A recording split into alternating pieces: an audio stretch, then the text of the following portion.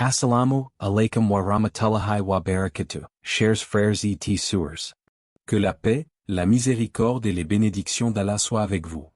Bienvenue sur notre chaîne, un espace pour explorer la lumière d'Allah, méditer sur sa sagesse et renforcer notre conscience de sa présence dans chaque instant de nos vies. Ensemble, rapprochons-nous de lui, cultivons la taqwa et découvrons la grandeur de notre âme guidée par la vision divine. Il y a un moment dans la journée où le monde entier semble suspendu. Un instant où le silence de la nuit n'a pas encore cédé la place au tumulte du jour, et où l'âme humaine, fragile et avide de lumière, est plus réceptive qu'à n'importe quel autre moment.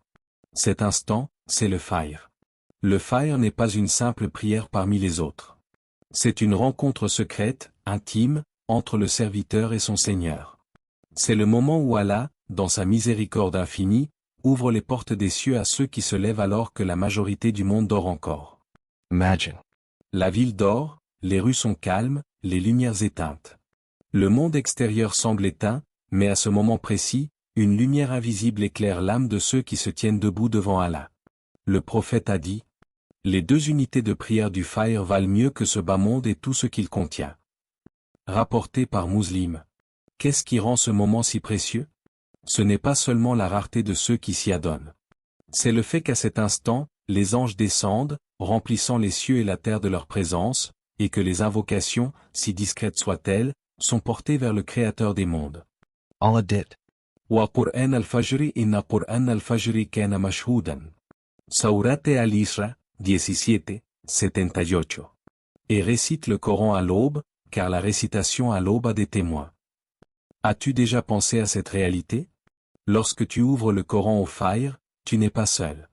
Chaque mot que tu prononces, chaque souffle qui sort de ta poitrine, est entendu par Allah lui-même, mais aussi inscrit par les anges qui en sont témoins. Tu deviens à ce moment le centre d'attention du ciel. Ferme les yeux un instant et imagine. L'obscurité encore présente, un ciel encore chargé d'étoiles, et toi, debout, devant ton tapis de prière. Tu lèves tes mains, tu prononces Allahu Akbar, et à ce moment précis, Allah te regarde, toi, son serviteur, qu'il a préféré au confort du sommeil. Le prophète dit: l'ange de la nuit et l'ange du jour se réunissent à l'aube et à la prière de l'après-midi. Puis ceux qui avaient passé la nuit auprès de toi remontent vers le ciel, et Allah leur demande alors qu'il est le plus savant: dans quel état avez-vous laissé mes serviteurs? Ils répondent: nous les avons laissés en prière, et nous les avons retrouvés en prière. Rapporté par Al-Bukhari et Muslim. Quel honneur! Quelle grâce immense que d'être mentionné par ton Seigneur auprès de ses anges. Et pourtant, combien d'entre nous négligent ce moment, préférant le sommeil à cette rencontre divine? Le Fajr est une porte. Une porte entre la nuit et le jour, entre l'oubli et le rappel, entre la négligence et la conscience. Lorsque tu la franchis, ton âme se revêt d'une lumière que rien d'autre dans la journée ne peut remplacer. Allah dit: Inna nashiyata layali hiya ashaddu waq wa aqwamu qila. Surat al-Muzammil 73:6. La prière de la nuit est plus efficace pour dominer l'âme et plus appropriée pour la récitation. Le Fajr, c'est le début de cette discipline de l'âme. C'est là où ton cœur s'éduque à préférer Allah au confort de ce bas monde. Mais pose-toi cette question. Qu'est-ce que tu recherches vraiment lorsque tu te lèves au Fajr? Est-ce seulement l'accomplissement d'une obligation? Ou bien est-ce l'intimité avec celui qui connaît tes secrets les plus enfouis? Car il faut le dire, la valeur du Fajr ne réside pas uniquement dans l'acte extérieur. Elle se trouve dans le cœur qui se tourne vers Allah à ce moment-là. Un cœur qui dit: Ya Allah, je t'appartiens. Avant que le soleil ne se lève, avant que le monde ne s'agite, je veux être à toi. Imagine les prophètes, les pieux prédécesseurs, les amoureux d'Allah qui, siècle après siècle, se sont levés au Fajr, dans le froid, dans la solitude, mais avec un cœur brûlant d'amour et de désir pour leur Seigneur. Ils savaient ce que nous oublions trop souvent, que ce moment n'est pas un sacrifice, mais un cadeau. Le Fajr est un secret caché dans la routine de chaque jour. Un secret que peu saisissent. Mais ceux qui l'embrassent voient leur vie transformée. Car le Fajr, c'est le premier souffle de lumière dans l'obscurité. C'est le premier pas vers une journée bénie. C'est le moment où tu redonnes à ton âme ce qu'elle a perdu dans l'agitation du monde, la paix. Il existe des versets dans le Coran qui s'élèvent au-dessus des autres par leur puissance, leur profondeur et leur mystère. Des versets qui ne se contentent pas d'être lus, mais qui s'ancrent dans l'âme, résonnant comme une vérité éternelle. Parmi eux, un seul verset domine par sa grandeur, Ayatul Kursi. Un verset qui décrit Allah comme aucun autre ne le fait. Un verset qui parle non pas de la création, mais du Créateur. Un verset qui n'ouvre pas seulement une porte dans ton cœur, mais qui t'élève directement au trône d'Allah. Lallahu la ilaha illa huwa la hayyu la qayyum. Al-Baqarah 2:255. Ces premiers mots suffisent à bouleverser le croyant attentif. Ils affirment l'unicité absolue d'Allah. Il n'y a pas de divinité en dehors de lui. Rien ne peut rivaliser avec sa grandeur, aucun être n'est digne d'adoration en dehors de lui. Et plus encore, il est Aléhi, le vivant éternel, celui dont l'existence ne dépend de rien ni de personne. Il est Al-Qayyum, celui qui maintient toute chose, celui par qui le ciel ne s'effondre pas, par qui la terre ne s'écroule pas, par qui ton cœur continue de battre en cet instant même. Quand tu récites Ayatul Kursi, tu n'invoques pas seulement Allah par ses noms. Tu contemples sa souveraineté, sa puissance, son autorité. Tu entres dans un monde où rien n'existe sans lui, où tout dépend de lui. Le prophète dit. Ô Abu Mandir, sais-tu quel est le verset du livre d'Allah qui est le plus grand? J'ai répondu, Allah. Point de divinité à part lui, le vivant, le subsistant, Ayatul Kursi. Alors le prophète m'a frappé la poitrine en disant. Que la science te soit bénie, ô Abu Mandir. Rapporté par Muslim. Ce verset n'est pas seulement grand, il est le plus grand verset du Coran. À travers ces mots, Allah te rappelle que rien ne lui échappe. Layyahu ma fi la samawati wa ma fi la ardi. À lui appartient tout ce qui est dans les cieux et sur la terre. Tout ce que tu possèdes, tout ce que tu crois contrôler, tout ce que tu vois et tout ce que tu ignores, tout appartient à Allah. Et toi-même, ton corps, ton souffle, ton âme, sont sa propriété. Man dha alladhi yashfa'u 'indahu illa bi'idhnihi. Qui peut intercéder auprès de lui sans sa permission? Même les prophètes, même les anges les plus rapprochés, ne parlent pas devant lui sans son autorisation. Quelle grandeur! Quelle autorité absolue! Et voici un des passages les plus bouleversants. Ya'lamu ma bayna aydayhim wa ma khalfahum. Il sait ce qui est devant eux et ce qui est derrière eux. Rien ne peut se cacher à Allah. Pas un secret, pas une pensée, pas une larme que tu verses dans le silence de la nuit. Ton passé, ton présent, ton avenir, tout est connu de lui. Et pourtant, malgré cette science infinie, malgré cette puissance incommensurable, Allah reste Ar-Rahman, Ar-Rahim, infiniment miséricordieux. Puis vient ce verset qui fait trembler le cœur. Wasi'a kursiyuhu las-samawati wal arda. Son kursi s'étend sur les cieux et la terre. Le kursi d'Allah, que les savants distinguent de son trône, arche, enveloppe les cieux et la terre. Imagine l'univers tout entier ou des galaxies infinies, des planètes innombrables, des dimensions que nos yeux ne peuvent percevoir, et tout cela est contenu dans le kursi d'Allah. Et que dire alors de son trône, plus immense encore? Le prophète a dit. Les 7 cieux comparés au kursi ne sont rien de plus qu'un anneau de fer jeté dans une vaste plaine. Et la supériorité du trône sur le kursi est comme la supériorité de cette plaine sur cet anneau. Rapporté par Ibn Ibn. Quelle grandeur insondable! Quelle majesté absolue! Réciter Ayatul Kursi au fajr, 11 fois, ce n'est pas une répétition mécanique. C'est une immersion dans l'océan de la grandeur d'Allah. C'est rappeler à ton âme que tu n'es rien, mais que tu appartiens à celui qui est tout. C'est un bouclier.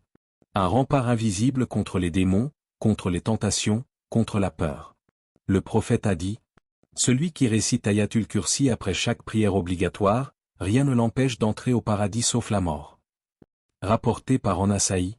Quelle promesse plus magnifique que celle-là?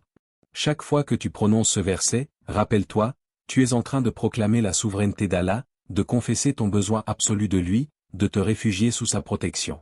Tu deviens comme un enfant qui se blottit contre son Père puissant et bienveillant. Tu deviens comme un voyageur égaré qui trouve enfin un refuge sûr. Ayatul Kursi n'est pas seulement un verset. C'est un univers. Un univers où ton cœur apprend à connaître son Seigneur. Un univers où ta foi trouve une armure. Un univers où ton âme goûte enfin à la paix véritable. C'était un homme comme tant d'autres. Un homme qui, derrière son sourire discret, cachait des montagnes de soucis. Ses nuits étaient longues et agitées, ses jours remplis d'angoisse. Chaque matin, il se levait avec un poids dans la poitrine, une crainte sourde qu'il n'arrivait pas à nommer. Les factures s'accumulaient, ses relations se brisaient peu à peu, et son esprit tournait sans cesse, incapable de trouver la paix. Il priait, oui. Mais ses prières étaient rapides, mécaniques, comme des gestes accomplis sans goût ni profondeur. Il avait l'impression qu'Allah l'entendait à peine, comme si ses mots se perdaient dans le vide. Puis, un jour, un vieil ami lui dit doucement. « Mon frère, pourquoi ne donnes-tu pas à ton cœur un véritable refuge? Récite Ayatul Kursi après le Fajr, 11 fois, avec sincérité. Pas seulement avec ta langue, mais avec ton âme. Tu verras la différence. » L'homme sourit tristement. 11 fois le même verset? Comment cela pourrait-il changer sa vie? Il n'osa pas contredire son ami, mais dans son cœur, il doutait. La première nuit où il essaya, il se leva difficilement. Ses yeux brûlaient de sommeil. Il posa son tapis dans le silence froid de l'aube. Son esprit vagabondait encore. Pourquoi je fais ça? Est-ce que cela servira vraiment à quelque chose? Mais il commença à réciter. Une fois, 2 fois, 3 fois. Ses lèvres tremblaient légèrement, son cœur encore dispersé. À la 5e récitation, il sentit une étrange chaleur dans sa poitrine, comme si une brise invisible avait apaisé le tumulte de ses pensées. Au 11e mot prononcé, il s'assit en silence. Pour la première fois depuis longtemps, son cœur se tut. Ce n'était pas la fin de ses problèmes. Les dettes étaient encore là, les soucis aussi. Mais quelque chose en lui avait changé, il n'était plus seul face à eux. Jour après jour, il répéta le geste. Chaque matin, au Fajr, il s'élevait comme un oiseau qui apprend à voler. Ses lèvres récitaient, son cœur suivait, et son âme, doucement, se rapprochait d'Allah. Il remarqua que ses journées n'étaient plus les mêmes. Là où il se sentait oppressé, il se sentait désormais guidé. Là où l'anxiété dominait, une confiance subtile commençait à naître. Un matin, en terminant sa récitation, il posa ses mains sur son visage et murmura. « Ya Allah, ce n'est pas que mes problèmes ont disparu, mais c'est mon cœur qui a appris à se réfugier auprès de toi, toi qui ne dors jamais. » Il se rappela alors ce verset. « La ta'khudhuhu sinatan wa la nawmun. » Ni somnolence ni sommeil ne le saisissent. Sourate al-Baqarah, 2, 255. Il réalisa qu'il n'avait plus besoin de porter seul le poids de sa vie. Son Seigneur veillait sur lui. Quand il dormait, Allah restait éveillé. Quand il s'inquiétait, Allah tenait déjà son destin entre ses mains. Les gens autour de lui commencèrent à remarquer un changement. Son visage paraissait plus lumineux, ses paroles plus apaisées. « Tu sembles plus serein ces temps-ci. Quel est ton secret ?» lui demanda un collègue. Il sourit, sans hésiter cette fois. « Mon secret? Ce n'est pas vraiment un secret. C'est un verset. Ayatul al-Kursi. Chaque matin, après le Fajr, 11 fois. Et la journée entière devient différente. Peut-être te reconnais-tu dans cet homme. Peut-être, toi aussi, tu portes des fardeaux invisibles, que personne ne voit, mais que ton cœur supporte chaque jour. Peut-être que tes nuits sont longues, et tes journées lourdes. N'as-tu jamais ressenti ce besoin, toi aussi? Ce besoin de déposer tes angoisses entre les mains d'un protecteur? Ce désir secret de trouver un lieu sûr où ton âme puisse se reposer? Ayatul Kursi est ce refuge. Pas un refuge matériel, mais un sanctuaire invisible, où ton cœur cesse de fuir, où ton esprit cesse de se battre, où ton âme se soumet et trouve enfin la paix. Et si demain, toi aussi, tu essayais? Si demain, après ton Fajr, tu laissais tes lèvres prononcer ces paroles sublimes, non pas une seule fois, mais 11 fois, en les savourant, en laissant chaque mot entrer dans ton cœur? Tu n'as rien à perdre, mais peut-être tout à gagner. En récitant Ayatul Kursi 11 fois après le Fajr, c'est comme si tu plaçais une armure invisible autour de ton âme. Une armure qui ne se voit pas avec les yeux, mais que ton cœur ressent à chaque pas que tu fais dans ta journée. Le monde est rempli de forces que nous ne voyons pas, les mauvaises pensées, les tentations, les chuchotements du Shaitan, les influences qui nous tirent vers le bas. Mais Ayatul Kursi est une protection contre tout cela. Le prophète a dit à propos de ce verset. Celui qui le récite le soir, Allah lui enverra un gardien qui le protégera, et aucun démon ne l'approchera jusqu'au matin. Rapporté par Al-Bukhari. Alors imagine, si ce verset est une protection pour la nuit, combien plus puissant encore il est quand tu le récites au lever du jour, alors que tu t'apprêtes à entrer dans les épreuves et les opportunités de la vie. Herbla Protection Invisible. Chaque matin, lorsque tu prononces ces paroles, tu traces autour de toi une frontière que les ténèbres ne peuvent franchir. Tu deviens semblable à un voyageur qui sort dans le désert, mais qui avance avec un bouclier de lumière, repoussant les dangers invisibles. Allah dit. وَمَنْ يَعْتَصِمٌ بِاللَّهِ فَقَدْ هُدِيَ إِلَى صِرَاطٍ مُسْتَقِيمٍ. Surat Al-Imran 3:101. Et quiconque s'attache fermement à Allah, celui-là est certes guidé vers un droit chemin. Et quoi de plus ferme que de s'attacher à lui par ses propres paroles? Srizi enfleure la baraka dans tes affaires. Mais la récitation n'apporte pas seulement la protection. Elle attire aussi la baraka, cette bénédiction invisible qu'a la place dans les choses. La baraka, ce n'est pas la quantité, mais la qualité. Ce n'est pas forcément plus d'argent, mais c'est un argent qui dure. Ce n'est pas forcément plus de temps, mais c'est un temps qui suffit. Ce n'est pas forcément plus de relations, mais des relations qui nourrissent ton cœur et t'élèvent. Lorsque tu commences ta journée avec le verset du trône, tu invites Allah à placer sa bénédiction dans ton travail, dans ta famille, dans tes projets. Tu verras parfois qu'un problème se résout plus facilement, qu'une porte s'ouvre sans effort, qu'une rencontre change ton chemin. Et tu comprendras que rien de tout cela n'est dû au hasard, c'est le fruit de ton attachement à la parole d'Allah. Allah dit. وَمَنْ يَتَّقِ اللَّهَ يَجْعَلُ لَهُ مَخْرَجًا وَيَرْزُقْهُ مِنْ حَيْثُ لَا يَحْتَسِبُ. Surah At-Taliq 65:2-3. Et quiconque craint Allah, il lui donne une issue favorable et lui accorde sa subsistance d'où il ne s'y attend pas. Étoile rutilante, la lumière dans ton âme. Mais le fruit le plus précieux de cette récitation, c'est la lumière qui s'installe dans ton cœur. Une lumière qui ne s'éteint pas lorsque les épreuves arrivent, une lumière qui t'accompagne même dans tes moments de solitude. Le prophète dit.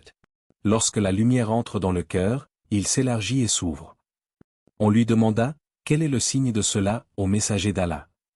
Il répondit, se détourner de ce bas monde trompeur, s'orienter vers l'au-delà, et se préparer à la mort avant son arrivée. Rapporté par Al-Hakim. C'est cela, la véritable lumière, un cœur qui s'oriente vers Allah, qui n'est plus prisonnier des illusions, mais qui vit dans la paix de la certitude. Allah dit. Ala bi dhikri lillahi tatma'innu la qulubu. Sourate Ar-Ra'd trilika valandu dvideshim tashtoni minucho. N'est-ce point par l'évocation d'Allah que les cœurs trouvent la tranquillité? Hibiscus, une sérénité qui rayonne. Et ce n'est pas seulement ton cœur qui change. Lorsque la paix s'installe en toi, elle rayonne vers l'extérieur. Tes proches, tes enfants, ton conjoint, tes amis, tous ressentent cette énergie différente. Tu deviens une source de calme pour eux, une présence rassurante, un rappel vivant de la miséricorde d'Allah. Un seul verset, répété avec sincérité, peut transformer non seulement ta journée, mais aussi ton entourage. Alors, mon frère, ma sœur, imagine chaque matin, après ton fajr, tu te tiens quelques instants, tu récites ce verset 11 fois. Rien de plus simple. Pas besoin d'efforts immenses, pas besoin de longs discours. Seulement quelques minutes, offertes à ton Seigneur. Et en retour, tu es protégé. Tu es béni. Tu es apaisé. Tu es guidé. Allah dit. Tadhkuruni adhkurkum. Surat Al-Baqarah, 2, 152. Invoquez-moi, je vous invoquerai. Chaque fois que tu prononces Ayatul Kursi, rappelle-toi, ce n'est pas seulement toi qui te souviens d'Allah, c'est aussi Allah qui se souvient de toi. Alors, pourquoi attendre? Pourquoi remettre à demain ce que ton âme réclame déjà aujourd'hui? Chaque matin, après le fajr, Allah ouvre devant toi une porte. Une porte que beaucoup ne voient pas, parce qu'ils se lèvent, prient rapidement et retournent se coucher. Mais toi, tu as maintenant entre tes mains un secret que peu connaissent. Ayatul Kursi, récité 11 fois, est une clé vers la lumière. Lever de soleil, ton rendez-vous avec Allah. Imagine demain matin. La nuit se retire doucement, le ciel s'éclaircit, le monde dort encore. Toi, tu te tiens debout devant ton Seigneur, et ton cœur bat un peu plus fort. Tu as accompli le fajr, mais tu ne pars pas. Tu restes. Tu t'assieds, le silence t'y entoure. Tes lèvres murmurent. Ajaoula ila aïjaouba ala djoulajum. Un verset. Puis un autre. Puis encore, jusqu'à 11 fois. Et tu ressens une paix qui descend doucement dans ton cœur, comme une pluie légère qui lave tes soucis. N'est-ce pas cela que tu recherches au fond de toi? Herbe, fais-le pour toi. Mon frère, ma sœur, personne ne le fera à ta place. Ce moment, c'est Théoen moment. Pas celui de ton voisin, pas celui de ta famille, pas celui de tes amis. C'est un rendez-vous intime entre toi et Allah. Tu dis souvent que tu veux changer, que tu veux t'approcher de ton Créateur, que tu veux trouver la paix intérieure. Voilà l'occasion. Elle est simple. Elle ne coûte rien. Elle ne prend que quelques minutes. Mais elle transforme une journée entière. Famille homme-femme-fille, fais-le pour ta famille. Lorsque tu récites, ce n'est pas seulement toi qui bénéficies de la lumière d'Allah. Ta maison aussi en est touchée. Ton épouse, ton mari, tes enfants, même s'ils dorment, ils respirent dans une atmosphère purifiée par ton dhikr. Le prophète dit. Ne faites pas de vos maisons des cimetières. Certes, le shaitan fuit la maison dans laquelle est récitée sourate Al-Baqarah. Muslim. Et Ayatul Kursi fait partie de cette sourate. Alors, comprends bien, chaque matin, lorsque tu prononces ces paroles, C'est comme si tu bâtissais une forteresse invisible autour de ceux que tu aimes. Étoile en cercle, fais-le pour ton âme. Ton âme crie parfois, mais tu ne l'entends pas toujours. Elle a soif, mais tu l'ignores souvent. Tu nourris ton corps 3 fois par jour, mais ton âme, à quand remonte la dernière fois que tu lui as donné à boire? Ayatul Kursi est comme une eau pure qui désaltère ton cœur. Elle t'ancre dans la certitude, elle chasse les illusions, elle remplit le vide que rien d'autre ne comble. Allah dit. Ya ayyuha alladhina amanu ulkuru lallaha dhikr kathirun. Sourate al-Ahzab, 33 horas y 41 minutos. Ô vous qui avez cru, évoquez Allah d'une façon abondante. Et quelle évocation plus abondante que de commencer ta journée par le verset le plus grand du Coran? Étoile filante, la discipline d'un cœur amoureux. Peut-être penses-tu, et si j'oublie? Et si je n'ai pas le temps? Mais demande-toi, n'as-tu pas le temps de respirer? N'as-tu pas le temps de boire un verre d'eau? Ce n'est pas une question de temps, mais d'amour. Quand on aime quelqu'un, on trouve toujours un moment pour lui parler, pour l'écouter, pour être en sa présence. Et qui mérite plus ton amour que celui qui t'a donné la vie? Clé le secret des grands croyants. Les pieux avant nous avaient des habitudes cachées, des secrets entre eux et Allah. Certains priaient la nuit, d'autres jeûnaient en silence, d'autres donnaient en aumône sans que personne ne le sache. Et toi, peut-être que ton secret sera. Chaque matin, après le fajr, je m'assieds et je récite Ayatul Kursi 11 fois. Un secret simple, mais qui change tout. Car il nourrit ton cœur, il protège ta famille, il attire la baraka, il éloigne le mal, et il te rapproche chaque jour un peu plus du paradis. Signe tension, le moment est maintenant. Alors, écoute bien, ne dis pas je commencerai demain, car demain n'est pas garanti. Commence dès le prochain fajr. Même si tu es fatigué. Même si ton esprit te dit juste dors encore un peu. Lève-toi, prie, reste assis, et donne à ton âme ces quelques minutes. Le prophète dit. L'acte le plus aimé d'Allah est celui qui est constant, même s'il est petit. Al-Bukhari Muslim. Ne cherche pas la perfection. Church la constance. Et tu verras que ce petit acte deviendra une grande montagne de lumière dans ta vie. Alors, mon frère, ma sœur, Asits toi demain après ton far. ferme les yeux, respire profondément, et laisse Ayatul Kursi t'envelopper de la protection d'Allah. Fais-le pour toi. Fais-le pour ta famille. Fais-le pour ton âme qui a soif de lumière.